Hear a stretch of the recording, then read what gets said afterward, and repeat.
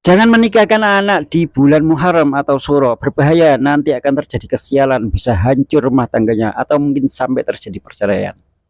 Bismillahirrahmanirrahim. Ungkapan tersebut itu sering kita dengar ya. Ini menjadi kepercayaan orang Jawa, bahkan itu sudah mengakar kuat ya di masyarakat kita sebagai kita orang Jawa, bahwasanya tidak boleh menikahkan anak di bulan Muharram atau Suro. Bagaimana menurut Islam? Apakah memang tidak boleh? Apakah tidak sah atau bagaimana? Maka di sini saya jawab bahwasanya menikahkan anak pada bulan Muharram atau Suro tidak diharamkan ya, tidak dilarang sama sekali dalam Islam, dan tidak ada larangan terkait dengan hari atau bulan-bulan tertentu menurut Islam ya, kecuali ya kalau pas waktu ihram itu ya lain cerita ya. Dan juga tidak ada informasi terkait dengan kesialan yang akan terjadi ketika melanggar dari tradisi-tradisi tersebut, sudah ada. Ini menurut Islam. Tapi begini ya, bagaimanapun kita ini satu orang Islam, tapi yang kedua sekaligus orang Jawa.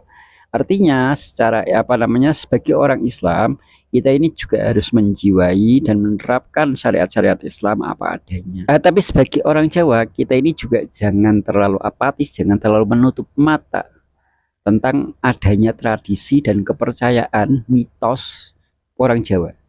Sehingga alangkah bijak kalau kita bisa memposisikan diri tidak melanggar Islam dan juga tidak melanggar mitos Jawa.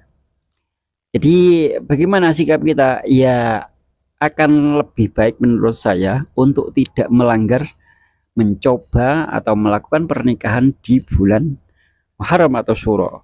Cari bulan-bulan yang lain yang tidak ada mitos-mitos berbahaya seperti itu ya. Toh bulan yang lain itu masih terbentang lebar, masih ada 11 bulan yang bisa kita gunakan, mengapa kok harus cari yang itu yang bermasalah kan begitu.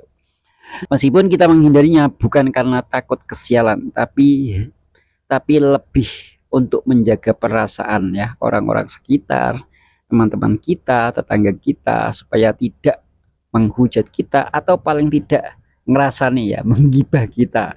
Karena dengan kita melakukan berarti kan kita berpotensi menjadikan orang lain berdosa pada kita, digibah atau dihujat, dikritik dan lain sebagainya. Itu kan juga masalah lagi kan, belum nanti dampak-dampak yang lebih jauh lagi. Jadi bukan karena takut kesialannya, tapi dalam rangka toleransi yang sebenarnya masih kita bisa lakukan. Tidak perlu harus ekstrim, apa harus kita tendang, ada seperti itu ya. Meskipun perantangan maksudnya untuk meluruskan tentang mitos itu perlu juga, tapi alangkah lebih baiknya itu disampaikan secara edukatif ya, bukan dengan melanggar ya, bukan dengan melanggar pantangan-pantangan mereka. Demikian itu menurut saya ya, semoga bermanfaat. Wallahu taala alam bissawab.